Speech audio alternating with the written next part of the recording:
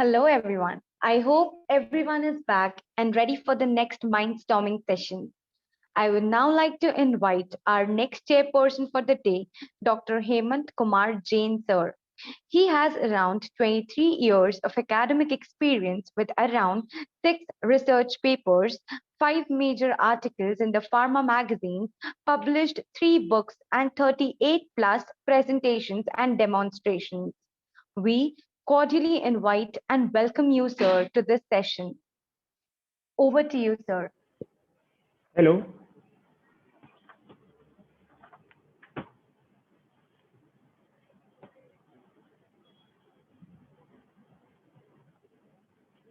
Namaste.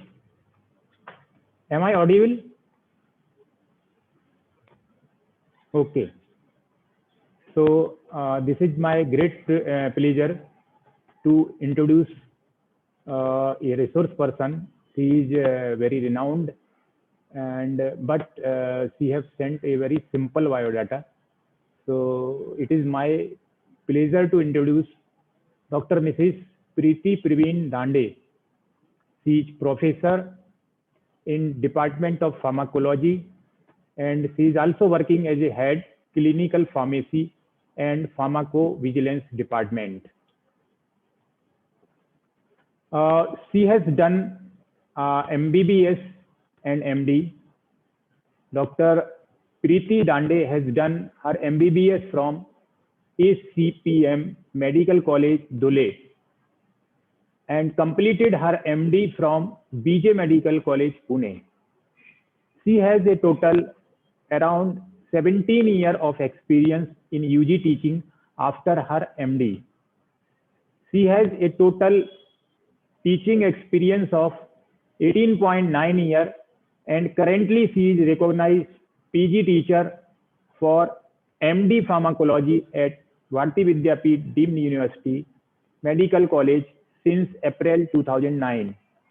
She has published very many papers in the quality journals and published 18 research papers, 3 review articles, and 2 case reports in the index journal. In this context, I request you, madam, to uh, take the lecture. Thank you. Thank you, sir, for the warm welcome. Thank you. I hope I'm audible to everyone. Yes, ma'am. Yes, madam. Yeah. A very good morning. I feel this has been started on the 1st of Feb, this program. Yes, ma'am. Yeah, so this is the 9th day. Okay. So basically, when I'm dealing with pharmacology and I'm also into clinical pharmacy work in the hospital, this is one of my topic which I routinely deal with, and many of the clinical pharmacy interns which know me, which I could see in the participant list, are very familiar with this concept. So what we can see on the slide right now is just huge heap of medications. Now medications, when we talk of the healthcare professionals. Excuse me, ma'am. Yeah. I'm sorry to interrupt. Ma'am, you need to slide share again because your slide share is not visible. Is this not visible? No, ma'am, not yet. Slide share not visible. 1 minute. Yeah, ma'am.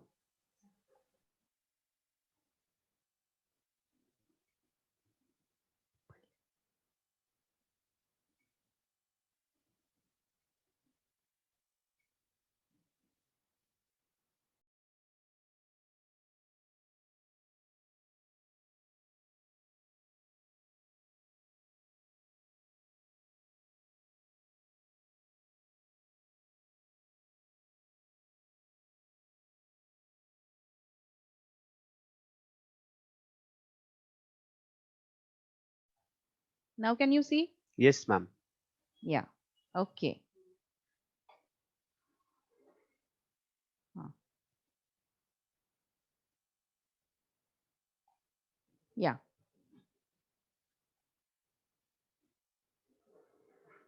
Okay. So We begin with again. In the slide, the first slide, what I'm showing you, you can see that there are many medications kept over here. We all healthcare professionals deal with these medications in different aspects. But the routine things what we all know of are not just limited to those. For example, when we talk of doctors, usually the concept in everybody's mind is they prescribe medicines. Pharmacists, they dispense medicine. Nurses, they administer medicines. The job of healthcare professionals is not just restricted to these simpler things, but it goes beyond many procedures and in which a joint effort of all these healthcare professionals is needed. For example, when we talk of pharmacists, not only dispensing medicines, but to keep a track of what needs to be kept in the stock, from where it has to be procured, how it has to be properly placed or stored in the pharmacy.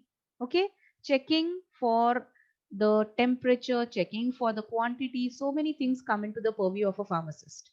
Similarly, we are going to discuss about a topic in which many healthcare professionals jointly have to involve themselves and establish this procedure in a hospital, which is namely medication reconciliation. This is a very important step to ensure medication safety. Many of the interns who have been working in Bharti Hospital are aware of this concept a little bit, but still I'm going to throw light on this and introduce you and tell you which all healthcare professionals should be involved, why they should be involved, and how we can strengthen this concept or procedure of medication reconciliation. So, welcome everyone to this session and let us go through this session for continuously 40 to 45 minutes in the next hour. Now, simply when we talk of reconciliation, this is a word which we usually come across not in hospital setup, or rather this is not covered in any of the any academic content of the pharmacy, or you can say medical or dental or any other course. Reconciliation, in simple words, it can be defined as a process of ensuring that two sets of records are in agreement. Two records, it may be books, it may be papers, it may be lists. These two records are in agreement. Usually, this terminology or this concept is used in context to accounts, finance, or banking. So, account reconciliation or finance reconciliation is the usual concept which people are aware of who deal with these kind of things. When we talk of medication reconciliation, these records in which there should be agreement, they mean prescriptions or medication orders. So when we talk of medication reconciliation, two records or multiple records of the same patient at the same time should be in agreement with each other. And this is a concept which is in a way continuity of medication management. So when a patient comes to a hospital, to a doctor, to a ward, medications are prescribed, treatment is given, care is taken, and later on also after the patient is discharged, whenever the patient comes back to the same institute or to any other institute, continuing the medication management so that it is useful for the patient, it is helpful, and it provides safety to the patient. That is called as continuity of medication management. But this is not always possible. There are always pros and cons of each procedure. There are many issues which have come up in the continuity of care. So the issues which we talk of and which we have usually found not only in India, even in abroad countries, is usually incomplete medication histories are available at the time of patient admission. And this has been cited as the cause of at least 27% of prescribing errors in the hospital. So if the patient or the relatives who are accompanying the patient are not able to give proper medication history, usually it leads to prescribing errors. What type of errors? What may happen? We are going to discuss ahead. Another problem is medication history data is gathered by nurses, by physicians, and it is documented. But what happens in a hospital case file is the documentation of nurses and physicians is at different places in the chart, in the file of the patient. And rarely these two charts are compared for discrepancies between the two histories taken by the nurses or taken by the doctors or physicians. So in case nurses have gathered some data by interviewing the patient or the relatives and put down on her sheet, physician puts on his or her sheet, and this is never compared whether it is similar or whether there is any discrepancy between. So this also is an issue where continuity of care would be hampered. Another common thing is the most common error which has been found in hospital setup as a prescribing error is omission of a regularly used medicine. Because what happens is the doctors and the nurses usually only concentrate upon what the presenting problem of the patient is right now. They don't concentrate upon what the patient has been regularly taking, and this leads to medication reconciliation error. One more problem is 30% of these errors have been shown to cause harm to the patient. Because of these errors, some medicines are skipped, some medicines are duplicated, some problems are there, and this leads to harm to the patient. So this is a list of issues. I can say this is a very small list of issues which are there in the continuity of care. Otherwise, also there are many problems which hampers the process of medication reconciliation, which helps in the continuity of medication management. So let us understand why this process of medication reconciliation is important. I'll discuss two very simple cases and tell you why this concept is very important. Let us look into the case one, a very simple case scenario. A 65-year-old male patient from a rural area was admitted in a hospital. It is a multi-speciality hospital. Patient is admitted in the ophthalmology ward and posted for cataract surgery. The history of the patient is he is a known case of hypertension and on treatment for hypertension. Patient gets operated successfully for the cataract and is discharged. Second day itself, the patient is discharged everywhere. Everybody knows about that. And on discharge, the medicine prescribed to the patient was eye drops, G-Flotas, and this 0.3%, the strength, the frequency of administration, the formulation, the drug, everything is put up and explained to the patient that this is the medicine you have to use post discharge, which is after your cataract surgery. What happens? A month later, the patient comes back to the emergency medicine department with hypertensive crisis or hypertensive emergency, where his blood pressure has shooted up to a level where the patient has to be directly taken care into emergency department and then shifted to the ICU for management. Now, why did this scenario happen? This scenario happened because there are many points in this. Firstly, the patient was an elderly patient. Secondly, from a rural area.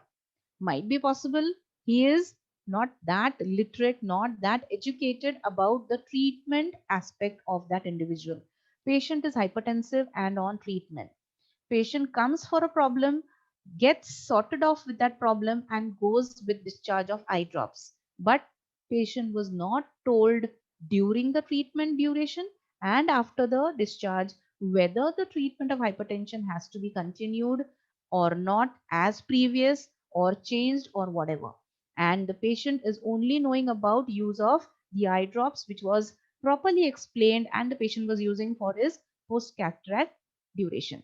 And patient neglects, and that neglection is not because the patient is at fault, but patient was not properly counseled about what is to be done about his ongoing problem, and patient comes back with a hypertensive emergency.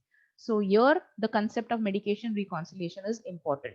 I have not yet told you what this concept is. Let us go ahead to see another scenario. Case 2. You can see in the picture, animated picture, that resuscitation is being provided. Let us see what this case was.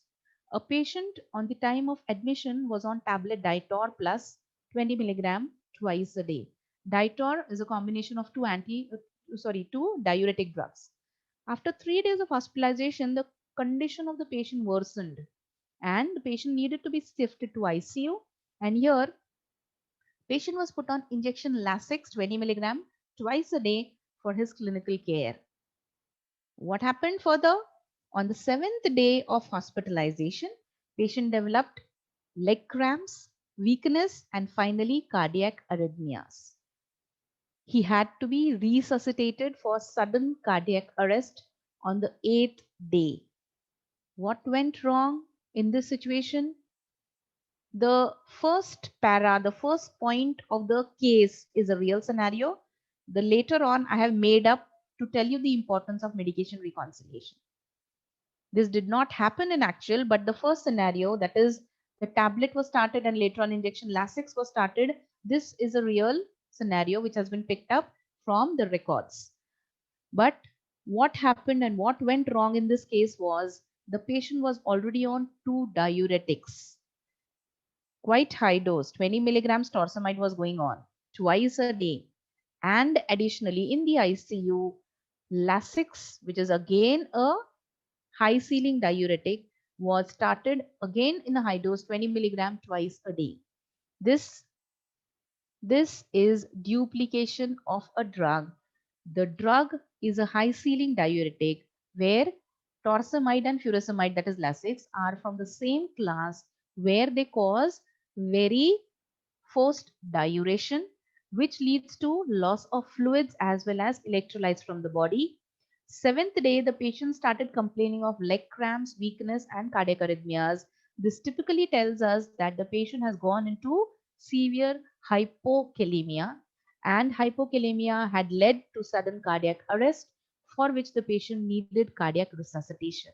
So what went wrong over here was the tablet Ditor was neglected, was not seen that it was on, and additionally a new diuretic was started for the patient without monitoring of the electrolyte levels.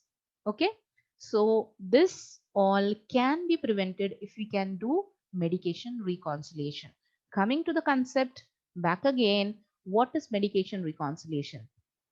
This is a process of comparing a patient's medication orders to all of the medications that the patient has been taking. Patient might be taking it for previous diseases or any problems or chronic health issues, or patient might be taking for the current illness or current problems and has referred to some other doctor or other hospital previously and now has come to you for consultation. So you have to take into consideration, compare the medication orders before you prescribe for the current illness. This reconciliation is done to avoid medication errors such as omission of drugs, duplication of drug, which we saw, omission we saw in the case 1, duplication we saw in the case 2. We also can avoid dosing errors or drug interactions which may happen because of the multiple medications the patient might be taking initially and is now put up by you as a new consultation. So this is what is medication reconciliation. This is just again a real scenario which I have taken from the records of our hospital. So in this way, analysis of medication errors which happen in the reconciliation process can be picked up from any hospital setup. What all problems can be picked up during this process? What happens is a wrong dose or incorrect instructions might be given during the reconciliation process. So the process is already on, but still it might be with errors. The errors may be in the form of that the dose is wrongly put up and instructions given as per maybe the dose, the dilution or frequency or all those are incorrectly provided. Sometimes reconciliation is not done in some cases where it is important, like in cases of chronic diseases like hypertension or diabetes or maybe some cardiac diseases. Sometimes there is drug duplication, like we saw in the second slide where already diuretics were on and again a new diuretic was put up without stopping the tablet formulation. Another problem, which is again very common in our scenario, is a single drug is mentioned in place of combination. And the most commonest thing which I usually find is combination of antiplatelet and lipid lowering, that is aspirin and atorvastatin. So sometimes, or maybe dual antiplatelets, only one drug out of the two is usually mentioned during the reconciliation process. And why one drug is skipped up? It is due to mistake or it is due to misreading. That is a big question. Another thing again can be wrong frequency of administration. Patient has been taking it for maybe twice or thrice a day, or has been taking it according to the meals, but when the reconciliation process is done, it is not done in a regular way or in a proper way, and there is wrong frequency of administration mentioned. So this is again a real scenario of what kind of medication errors may happen during the reconciliation process. Going ahead, again to simplify and define this medication reconciliation concept, I'm putting up this definition. This is a procedure, this is a process to reduce adverse medication events. These adverse medication events we have been discussing with the cases, and I also showed you the scenario.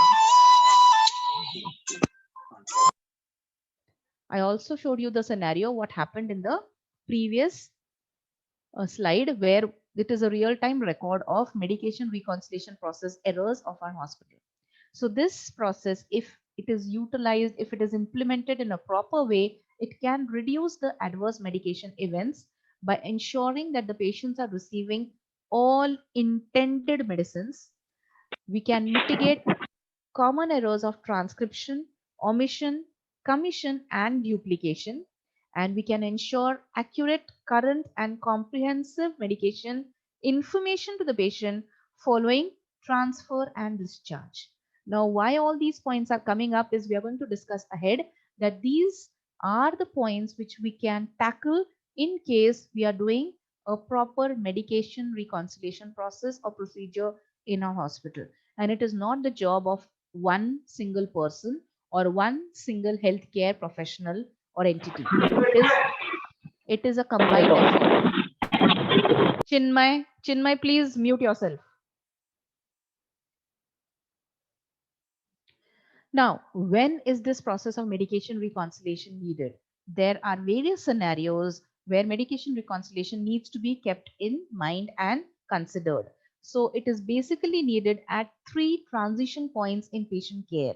The first important transition point in patient care is at the time of admission or initiation of the treatment.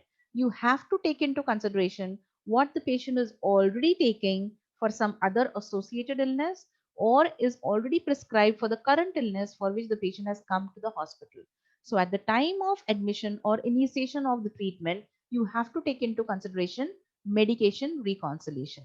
Another thing, another transition point of patient care where this concept is to be kept in mind is at the time of transfer to another unit, to another ward, or to another hospital. You have to give a proper list of medications, and what has to be done about that medication has to be properly mentioned. The third transition point in patient care where this has to be properly, you can say, penned down, documented, and even explained is at the time of discharge.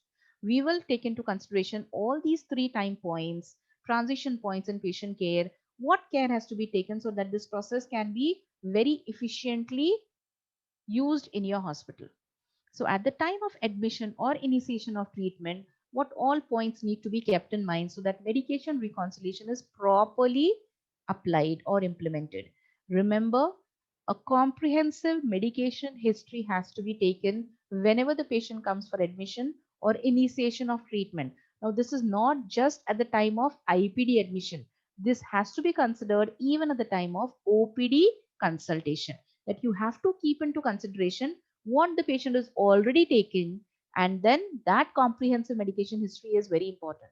Secondly, confirm that the history you have taken about the medication history is accurate. Not just whatever is told you believe upon that, but you confirm it. How it has to be done, we will talk about it in the further slides. And thirdly, taking into consideration this medication history, you compare it with your medicines which you're going to prescribe in your mind and then put it down on the paper.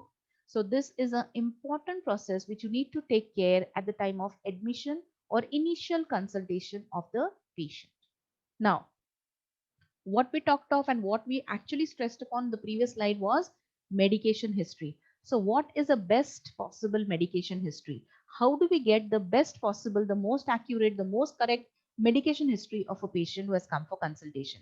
An accurate and complete medication history, which is as close as possible, it should be taken. uses basically, this is what the concept of best possible medication history is, that it is most accurate, most complete, and it uses at least one other source or combination of sources for medicine information. And this is done to confirm or to verify that the medication history is accurate and complete. Which sources are you going to use?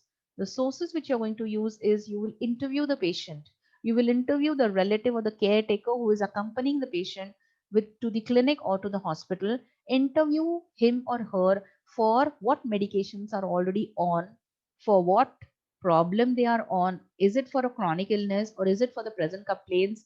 What has been told about that, and all those things. So that is a interview you need to conduct. Second thing, it might be possible that the patient has a general practitioner to whom he or she regularly visits, or has a family physician who can provide a proper medication list for the patient. And this may be taken into consideration when you're going to prescribe for the current problem. Third thing, it might be possible that the patient has been referred from a hospital or from a clinician or from a general practitioner, and that referral letter mentions what the patient's medication need is.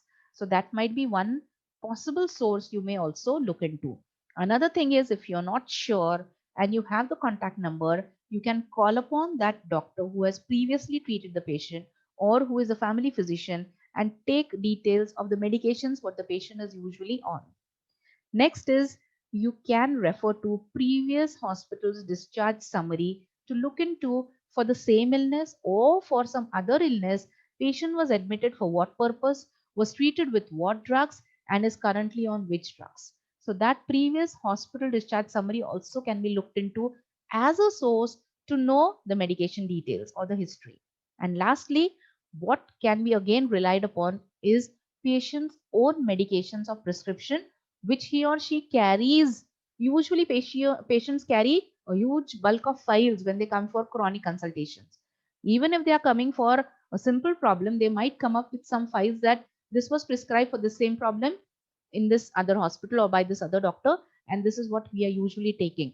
If this is the scenario, that is very well and good, because you have the accurate thing in front of you and the complete thing in front of you. So these are the sources of medicine information you can use to verify the medication history which you have taken from the patient or the relative. And remember, taking the best possible medication history is very, very comprehensive. It is more comprehensive than a routine primary medication history, which usually doctors or nurses or even clinical pharmacists are used to. So you have to take it in a very, very detailed and a comprehensive way, confirm, verify, and then decide upon what the further treatment aspect would be. Okay. As far as the doctors and nurses are concerned, yes, they have to take into consideration the medication reconciliation history. And as far as the role of clinical pharmacists in this is concerned, they are there to audit the medication reconciliation is completely and accurately done, to find out what are the lacunae and to bring to light and make the person who has made the errors corrected then and there, so that patient's treatment and safety is not compromised. So that is the role of the clinical pharmacist in medication reconciliation. The Institute for Healthcare Improvement suggests mainly 3 steps for medication reconciliation. To ensure that effective medication reconciliation happens, it has to be by verifying or collecting the list of medications. It is not only medications, that is, we usually consider it as drugs or medicines, but it can also be some supplements or vitamins, OTC drugs, as well as vaccines. You have to take into consideration all this when you're verifying the medication reconciliation. Clarify that the medications and dosages are appropriate. Don't just blindly believe upon what is told. Confirm with any other source. Reconcile and document the changes based upon the medications which you get details of during the reconciliation. And I have added one more step to this, that is, communicate to the concerned healthcare professional so that you have effective and safe medication management of your patient. So these are the steps which IHI has suggested, and I've added one more step to that is communicate to the concerned healthcare professional so that your patient's health and the patient's treatment is not compromised at any level. What will be the action? Now imagine, now you have understood by now what is medication reconciliation. You've understood what needs to be done during the initial admission process. You need to collect history, you need to verify the history, you need to take in mind, you have to take all sources of information into play and then make a list of what is the patient already on. Then, when you have discussed about the present illness or ailment of the patient and you have come up with the treatment list, now what will be your action related to the medication reconciliation or related to the drugs which the patient is already on? Your actions would be one of the follows. Either you will continue the reconciled medication, what the patient is already on, or you will change that medication based upon the present need of the patient. You may need to stop the medication because in the current situation it may compromise the safety and health of the individual. You may need to simply continue the drug, but you may need to simply change the dosage form or frequency so that the current illness or the current problem is managed properly. Or you may need to add a new medication apart from what is already there in the medication reconciliation list. So these all would be the action when you perform a proper medication reconciliation. So taking into consideration what is there previously and what should be currently given, these all would be the actions would needs to be given in the process of medication management for the current problem now. Going ahead, now comes the question of who is responsible for medication reconciliation. Who needs to perform this procedure or this process or this concept of medication reconciliation? Who needs to do this and perform this process of history taking, verifying, documenting, communicating? Who needs to do this? So the question might be whether it is the doctor, the physician, the clinician, or the resident who needs to do it. The nursing staff needs to do it, the clinical pharmacist needs to do it, or it is the role of the patient who is responsible that he should be proactively telling that I'm already on these medications, please take into consider. Then is it the IT department? Because usually in most of the hospitals, the computerized system of medication records are there. So is it the IT department's responsibility that they should have all the records? And as soon as the patient registers for a new complaint, all the old records should come up on the computer? Or there is a hospital policy who is responsible, who puts into play that who is responsible for this activity of medication reconciliation? This is the most gray area in this concept. It is not very clear, and it is the hospital who has to decide upon, develop a policy, develop a process, and strengthen this process of medication reconciliation. Going ahead, whenever this process of medication reconciliation is done, remember all the medications which are put up, which are written or which are typed in the medication reconciliation form, they should be following certain guidelines. They should be legible and clear so that they can be followed by the further doctors or nurses who are going to read them up. They should be properly dated, timed, named, and signed. When we write down medication reconciliation medications, the drug name should be always written in capitals like we expect to be written down in a prescription. Route, dose, dosage, frequency of administration should be completely mentioned so that the information is accurate and complete. Incomplete information will not lead to any indication to what should be done about the medication which is reconciled. When was the last dose of that reconciled medication taken? Date and time has to be mentioned.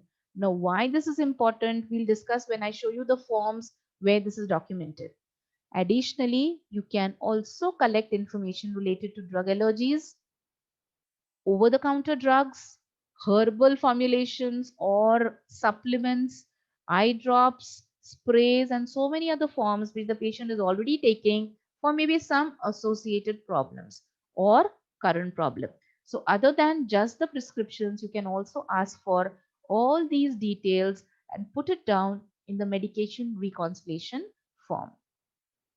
Now, this is the initial assessment form which we have developed for the hospital, and we utilize it where you can see there is a separate column for entry of drug allergy or ADR to the previous drug.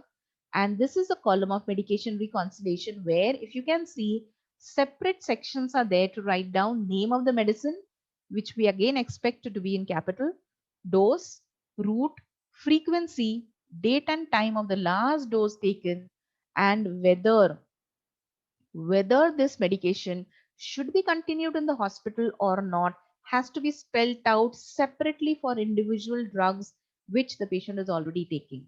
So this complete information has to be filled in at the admission time or at the initial assessment of the patient, and this gives a clue to the further management of the patient for which the patient has come to the hospital. Okay. Now, when I talked about the time and date of the last dose taken, when is this important? This is especially important when the patient is on chronic medication. For example, to give you a clue, patient is a hypertensive patient, okay, has come up early in the morning from a very distant place, had to catch up with the bus or train early in the morning, did not take the morning dose of the antihypertensive, has come up for OPD consultation. You find that patient needs admission, you admit the patient. Patient is moderate category of hypertension where the patient is on a combination of antihypertensives twice a day. So looking at the scenario, you have understood the patient has missed the morning dose of the medication. Patient takes time for the whole procedure, the investigation. That day the patient gets admitted and is seen by the consultant. Whatever the initial treatment is there is given. Nothing is taken into consideration related to what the patient is already on for chronic condition. Patient misses that dose. Second day, the patient lands up into a severe hypertension problem. And this happened because it was not taken into consideration when was the last dose of the medication which the patient is chronically on taken into consideration. Another scenario is patient is a diabetic, comes to the hospital, is used to taking the anti-diabetic drug with the breakfast, has taken the breakfast, come for consultation, but because of the huge rush in the hospital, patient needs to go here and there to the departments to get all the investigations done, to show the investigation reports to the consultants, misses the meals in the afternoon, and lands up in a hypoglycemic episode in the wards or in the hospital corridors. So this happens when you don't take into consideration the date and time of the last dose taken. You have to take into consideration that and accordingly advise to continue the drug or not as the further treatment of the patient. Now that was all related to initial management of the patient. Now what has to be done as far as medication reconciliation is concerned at the time of transfer? Now let us see the important points to be kept in mind. Remember, keep the medication records complete and updated when you're transferring a patient from your unit to another ward, to another department, or it may be to another hospital. Remember, the medication record should be complete and updated. And when I say complete and updated, I expect them to be legible and time, name, dated, and stamped so that the unit or to the clinic where the patient is transferred can communicate to the appropriate treating doctor looking into the details of the medication records. So remember, when you're writing down and you're referring, these things should be kept in mind. Write appropriately to the referred clinician regarding the patient's medication needs. So the details of the medications which should be on, should not be on, when they had given, when they needed to be repeated, everything should be properly mentioned when you're writing down a reference note or a reference letter. Remember, you can make use of a standard transfer form with a separate column of medication reconciliation, which I'll show you as a example on another slide. So these points will help that the reconciliation process is effective and nothing is getting missed, at least from your part. Inform additionally the patient if he or she is in a position to understand.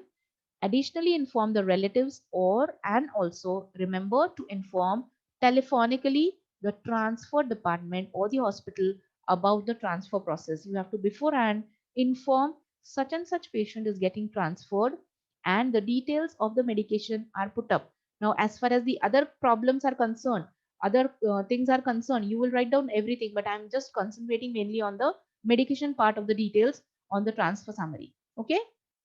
So all this information also needs to be given to the department or to the unit or ward or hospital where the patient is transferred.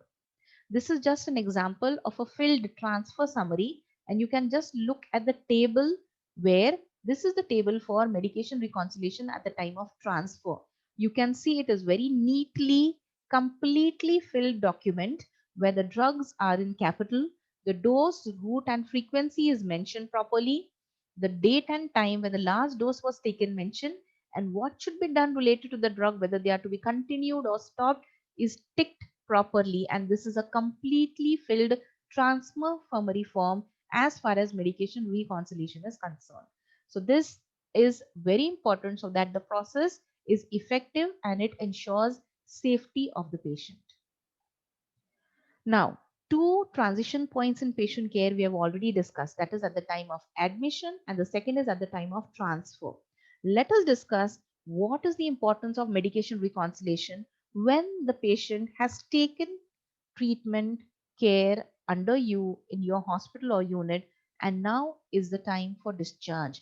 You have to prepare for the medication reconciliation for this transition point also. And here I'll tell you very important things because these are again usually neglected even at our hospital. Remember, the discharge summary should have a complete medication history, past, currently what was given in the hospital, and future what has to be given to the patient or has to be taken by the patient. If it is being transferred to another hospital, has to be given. If it has to be taken by the patient at home, it has to be consumed by the patient in or himself or herself. So complete medication history is one important point to be kept in mind. But remember, when you're giving home medication instruction, patient is being discharged at home after being cured for the problem for which he had consulted. The home medication instruction should follow certain norms or guidelines, which I feel are very important so that the process is really effective and safe. Do not use short forms. Again, doctors, residents specifically, are very used to using short forms. Do not use short forms. Short forms in hospitals or in medical language cannot be followed by patients.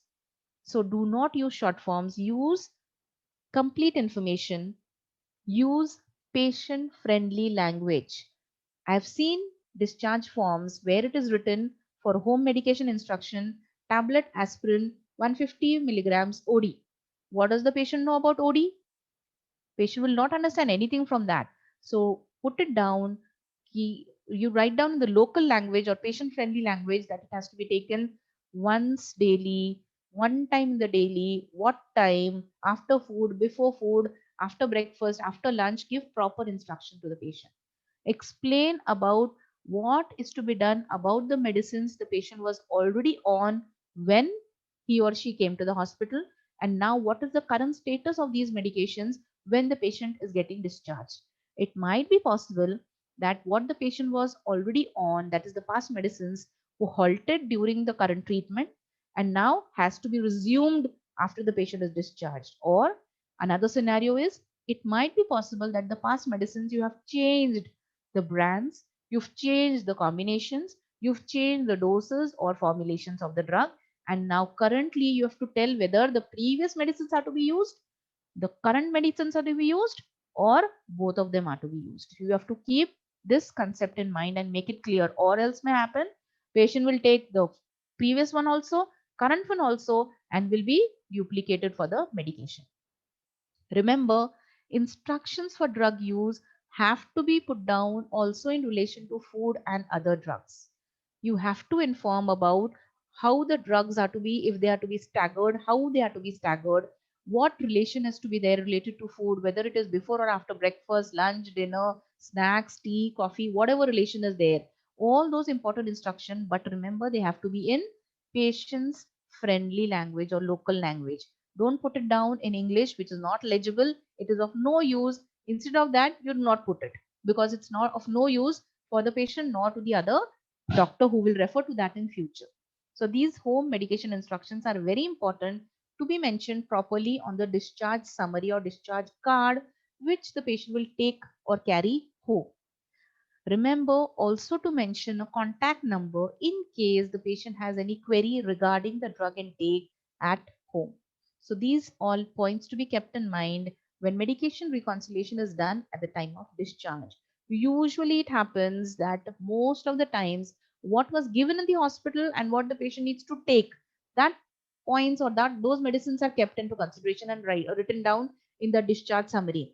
As far as the chronic illness, diabetes, hypertension, cardiovascular disease, all those drugs, hypothyroidism, all those drugs which the patient has been taking from chronic period are not mentioned on the discharge card, and the patient is lost about what should be done about these drugs. So the patient keeps on coming again and again or inquiring or actually misuses those drugs.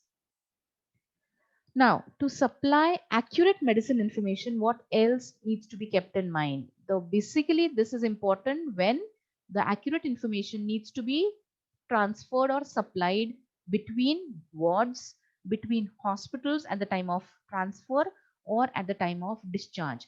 What we need to keep in mind related to this transfer and discharge is all the medicines which you are writing down. Remember, you have to question whether they are still relevant when the patient is getting transferred or when the patient is getting discharged. It may happen that you are unnecessarily putting down something on the discharge summary which has no value as far as taking home medication is concerned. Remember to question yourself whatever you're writing down on the discharge summary or on the transfer summary, are all the medicines prescribed over here are still relevant in this situation, or whether the situation is over and you need to revert back to the original position. Remember to also question, do any pre-admission medicines which were withheld or which were changed, whether they need to be recommenced or changed back? You have to question for this also. I explained this in the previous slide already. You also question, are the changes whatever you have made for the treatment of the patient, including the reasons for those changes, clearly documented? Because the doctor who is going to look at the transfer summary or at the discharge card, in case you've transferred it to another hospital or clinic, has to understand that why were these changes made. So you have to document even the reasons for change. These may be specifically in relation to changes for treatment of infections or treatment of chronic conditions or acute problems where you needed to change. You have changed one antibiotic to a higher one. What was the reason? You put down the reason as antibiotic sensitivity testing was done and the antibiotic was not seen sensitive.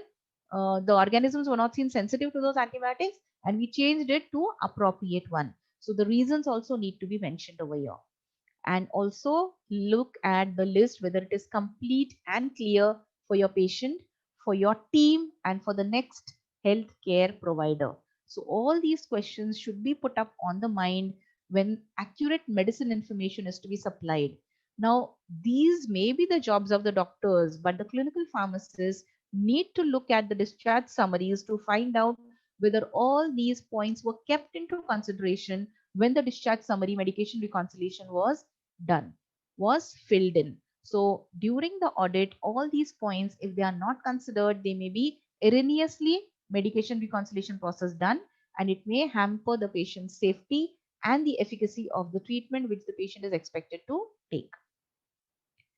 Remember, even if we are discussing it, the sentences are simple, the cases are simple, but there are lot many challenges which everyone needs to face. It is not only the person who is doing the medication reconciliation, it is not only the person who is at the taker's end, that is the patient or the relative. It is all together the whole healthcare system who has number of challenges so that this medication reconciliation procedure or concept can be instituted for an effective process for continuity of medication management. Remember, the challenge is no proper owner of the process has been dictated by any authority. It is the hospital who has to define it properly and do it. There is no standardized process to ensure patients' home medication list is available.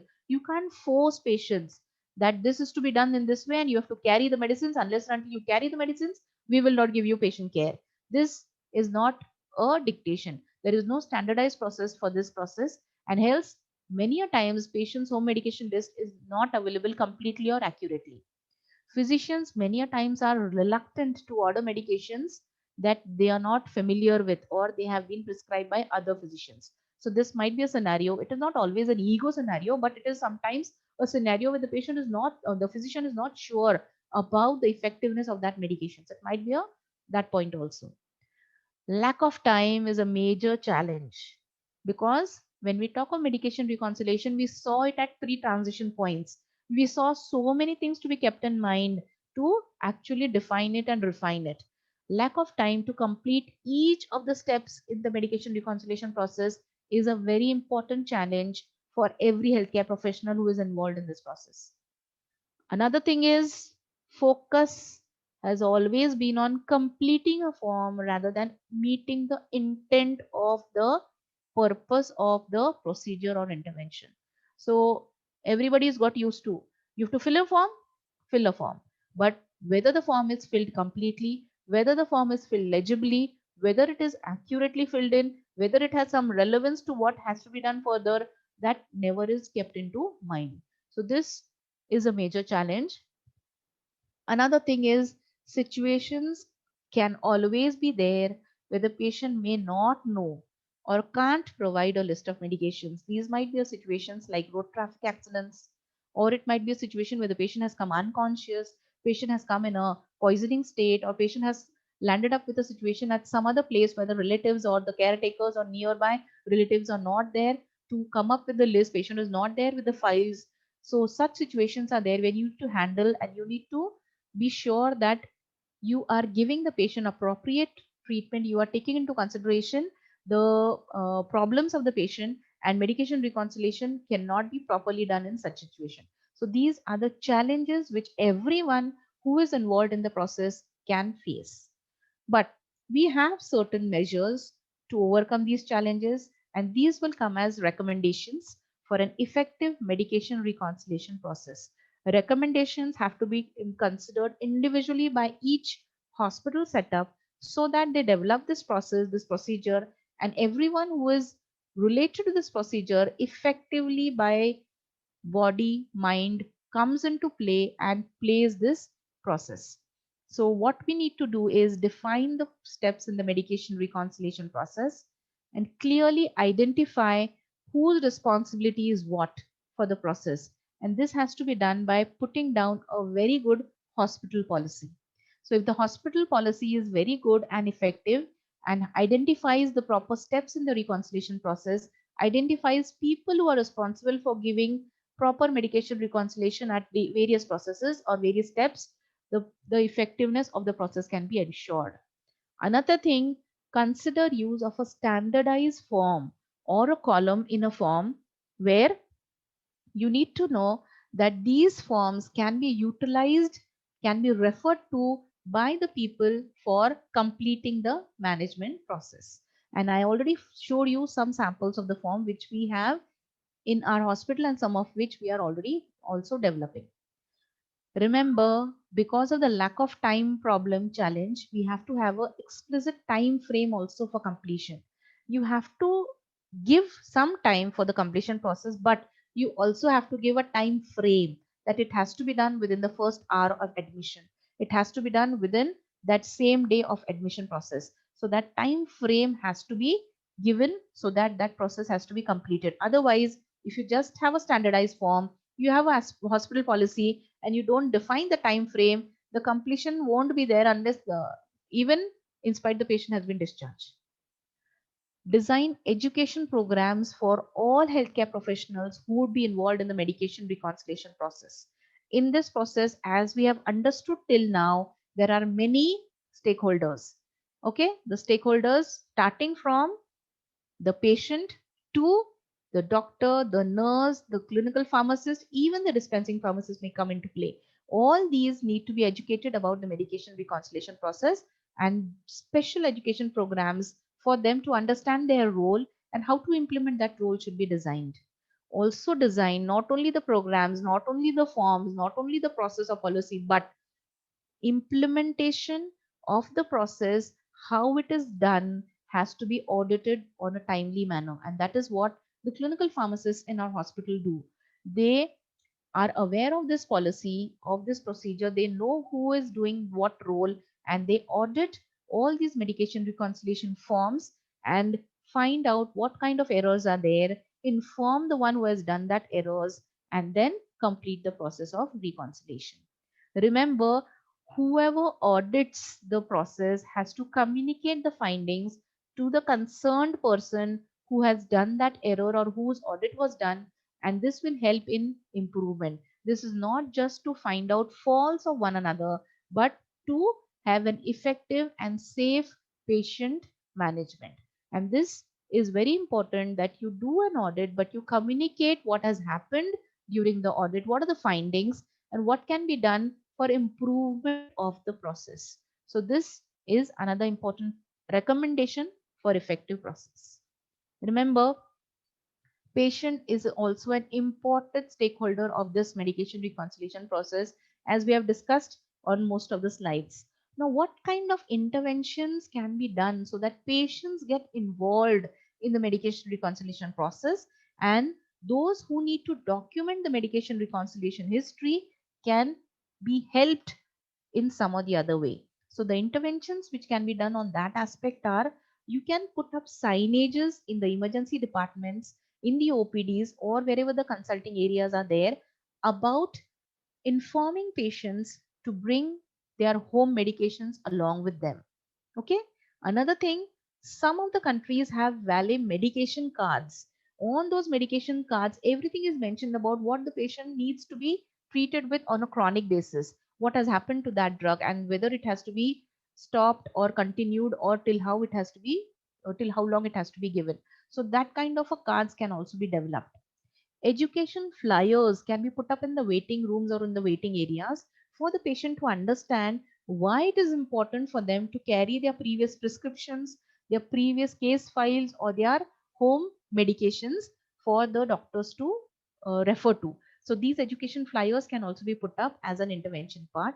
And remember, at the time of discharge, just filling in a discharge summary and giving it to the patient is not important, but discharge education given properly, completely in the way that the patient has understood, the relatives have understood, is equally important.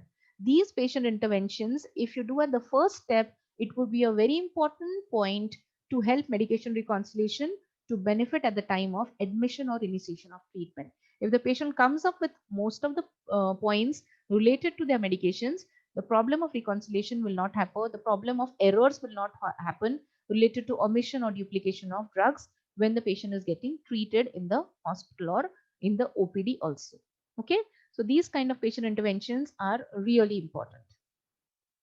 So what are the key points or summary of today's lecture?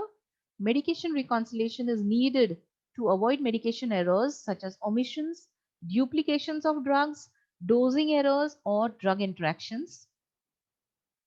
It should be done at 3 transition points in the patient care: at the initiation of treatment, at the time of transfer, and at the time of discharge. An accurate and complete medication history is very crucial for an effective medication reconciliation process. And there are challenges, but they can be overcome by a defined hospital policy and by encouraging patient involvement in this process.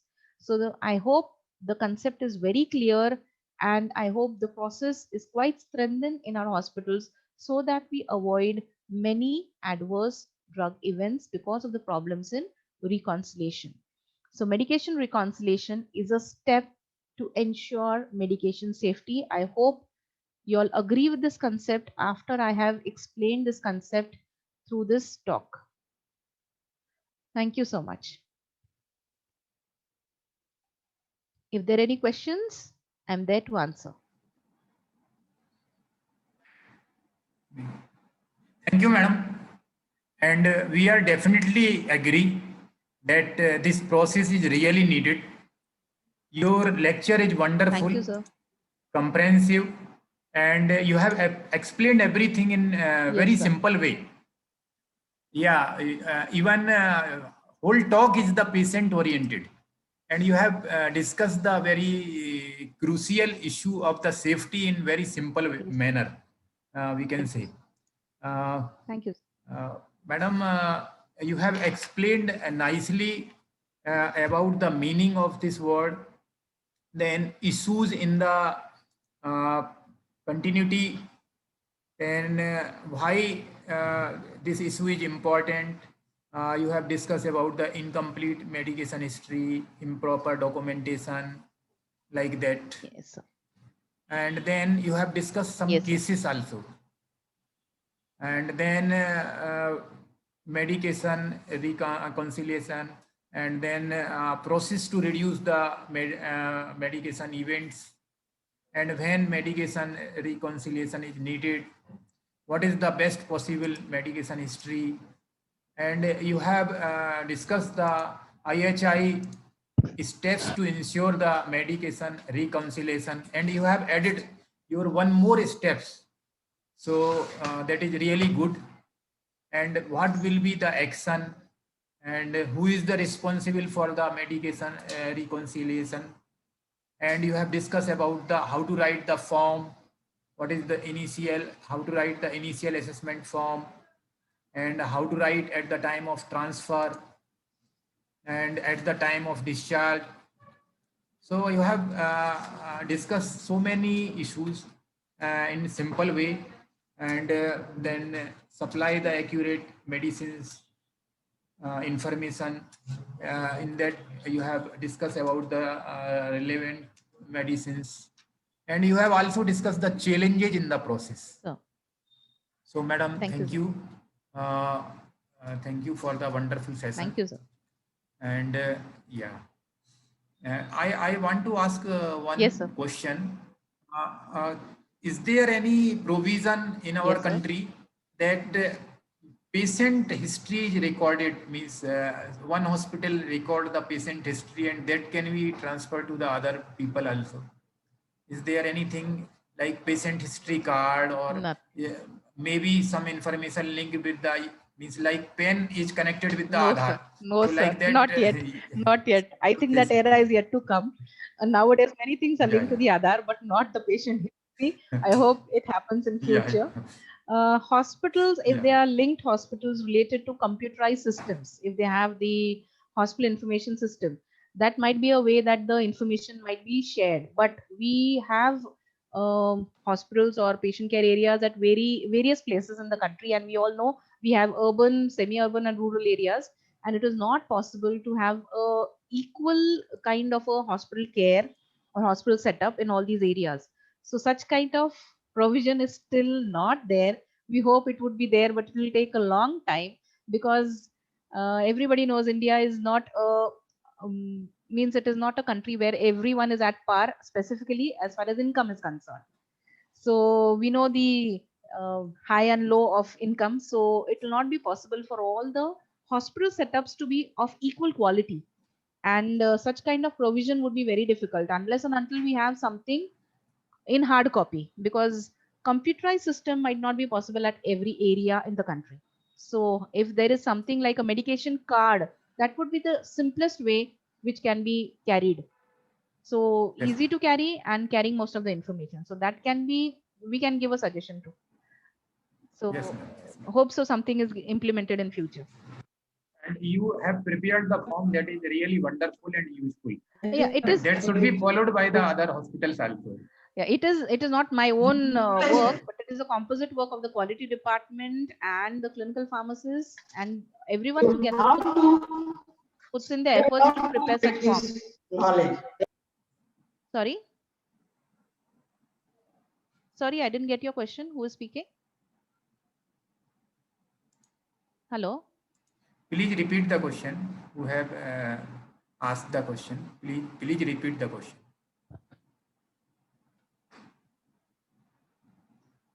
Okay. Is there any question from the participant? Please unmute and ask the question. Please interact with the madam, and madam will explain the thing in very simple way.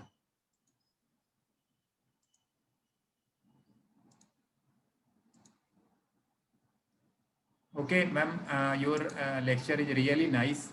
And Thank you, sir. the participants, you have explained in very simple and effective way. Yes, yes. So we have understood the Okay, things, sir. and definitely we will try to follow it. Yes, sir. Okay, Thank you, ma'am. sir. Thank you, Thank you, madam. sir. Yes, sir. Thank you, sir. Thank you so much, ma'am, for contributing much of your valuable time to this session, and it was very informative. Now, let's go for a lunch break, and we'll be back soon for the next two very amazing sessions by 2 p.m. Thank you, everyone. Thank you.